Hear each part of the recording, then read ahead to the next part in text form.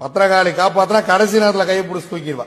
அந்த அம்மா வந்து சாமி பயங்கர டென்ஷன் பார்ட்டி சாமி. கோபம் எங்க அதிகமா வருகிறதோ அந்த இடத்தில் குணம் அதிகமாக இருக்கும். வாழ்க்கையில் எந்த பிரச்சனையா இருந்தாலும் சரி, ஒரே ஒரு நாள் போய் அடி எடுத்து வைங்க, பத்திரகாளிய போய் மண்டிட்டு வணங்கிட்டு வாங்க. நீங்க நினைக்கிறத விட அந்த அம்மா உங்க கூட வரும். எந்திரிச்சு கூடையே வந்து உங்க கூடவே இருந்து உங்களுக்கு என்ன வேணுமோ அதை செஞ்சு கொடுக்கும். ஆனா என்னன்னா நீங்க நேர்மையா இருக்கணும். அது ஒண்ணுதான்.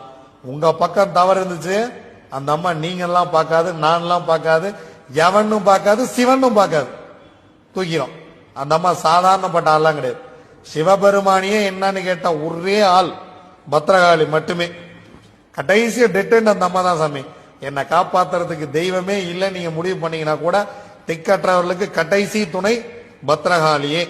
நீங்க பத்திரகாளியை வணங்கிட்டு இருக்கிறவங்களுக்கு எல்லாம் தெரியும் அந்த அம்மா எப்படி வரும், எப்ப வரும் அப்படிங்கிற விஷயம்.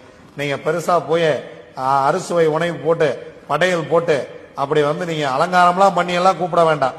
மண்டி போட்டு ஒரு துளி கண்ணீர் விட்டீங்கன்னா அந்த அம்மா வந்து உங்க பிரச்சனையை தீர்த்து வச்சுட்டு தான் போகும். என்னன்னா அவ வருவான்னு நீங்க நம்பணும். பத்திரகாளி காப்பாத்தினா கடைசி நேரத்தில் கையை பிடிச்சி தூக்கிடுவா.